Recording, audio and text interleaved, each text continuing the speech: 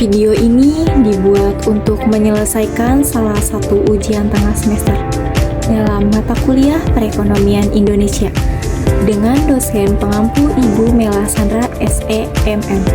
Kami kelompok 2 terdiri dari 7 anggota kelompok yang masing-masing bekerja sama dalam memenuhi ujian tengah semester dengan baik dengan judul materi yaitu observasi UMKM. Di sini izinkan saya untuk memperkenalkan diri dan rekan-rekan saya dari kelompok 2 Perekonomian Indonesia. Di sini ada Ernawati, Dewi Sintabela, Fauziah Nuraini, Naysila Salma Junita, Indah Lestari,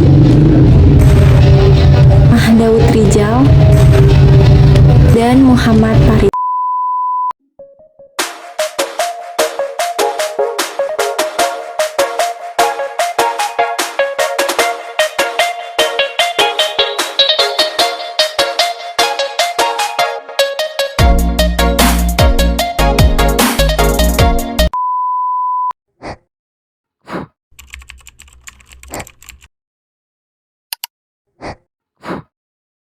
Saya akan menjelaskan bagaimana sebuah usaha berkembang, dari awal hingga tumbuh dan berkembang. Yang pertama adalah pendiri usaha. Pada tahap awal, pelaku usaha fokus pada perencanaan bisnis, pengumpulan modal, dan pengurusan perizinan. Ini adalah fondasi agar usaha bisnis berjalan dengan lancar dan sesuai aturan.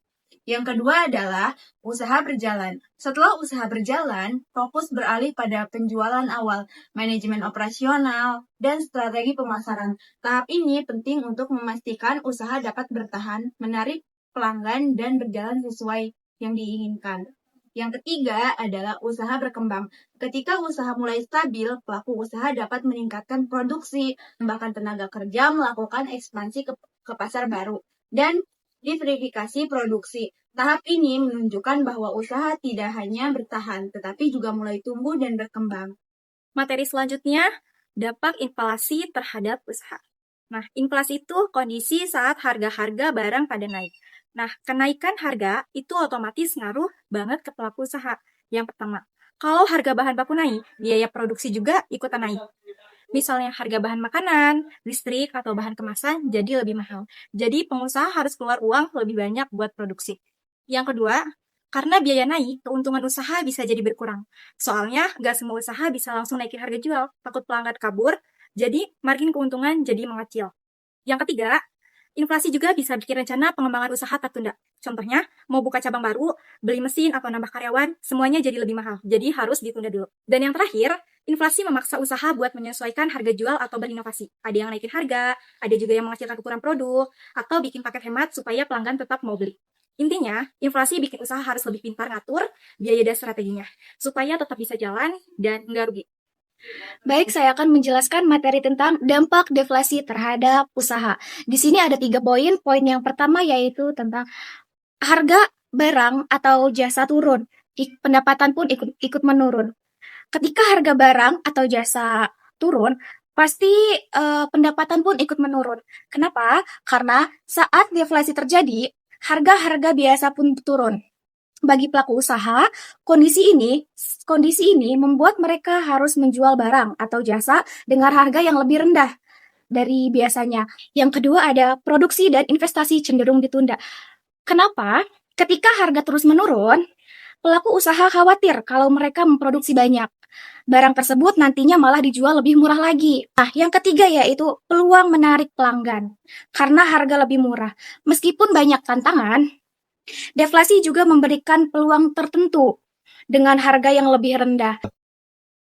Teman-teman, salah satu peran penting UMKM adalah sebagai penyerap tenaga kerja.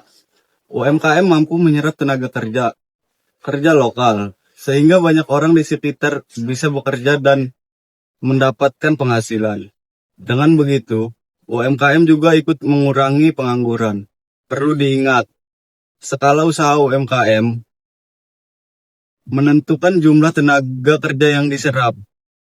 Semakin besar usahanya, biasanya semakin banyak orang yang bisa bekerja di situ. Jadi teman-teman, peran UMKM itu sangat penting untuk pertumbuhan ekonomi kita. Pertama, UMKM bisa menyediakan lapangan kerja, jadi banyak orang bisa bekerja dan mengurangi pengangguran. Kedua, UMKM menggerakkan sektor produksi lokal, artinya kegiatan ekonomi di daerah ikut berkembang. Ketiga, mereka juga memberikan kontribusi pada PDB dan pajak, sehingga ekonomi negara makin kuat. Terakhir, UMKM membantu pemerataan ekonomi. Karena usahanya tersebar di berbagai daerah, jadi pendapatan masyarakat bisa lebih merata. UMKM Pisok berdiri sejak tahun 2012 dengan modal awal 300.000 beroperasi setiap hari, pukul 7 pagi sampai 10 malam. Produk yang dijual sederhana namun disukai konsumen, dengan varian ketan, coklat, nangka, stroberi, susu, kacang ijo, dan tape. Dan masih banyak varian rasa yang lain. Pendapatan harian bisa mencapai 500.000 saat ramai dan turun menjadi 300.000 saat sepi. Tantangan utama adalah fluktuasi penjualan.